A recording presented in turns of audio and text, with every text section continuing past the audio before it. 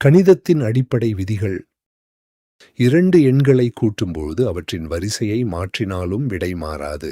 எடுத்துக்காட்டாக 3 + 5 = 8 மற்றும் 5 + 3 = 8. இதுவே பரிமாற்ற விதி அல்லது கம்யூட்டேட்டிவ் லா ஆகும்.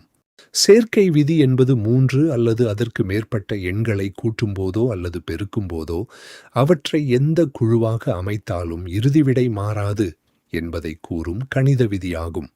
பகிர்வு விதி என்பது ஒரு எண்ணை அடைப்புக்குறிக்குள் உள்ள 2 அல்லது அதற்கு மேற்பட்ட எண்களால் பெருக்கும் பொழுது அந்த எண்ணை ஒவ்வொரு எண்ணுடனும் தனித்தனியாக பெருக்கி பின்னர் கூட்டினாலும் அதே விடை கிடைக்கும் என்பதை கூறும் கணித விதியாகும். அடையாள விதி என்பது ஒரு எண்ணுடன் அடையாள எண்ணை கூட்டினாலோ அல்லது பெருக்கினாலோ அந்த எண்ணின் மதிப்பு மாறாது என்பதை கூறும் கணித விதியாகும்.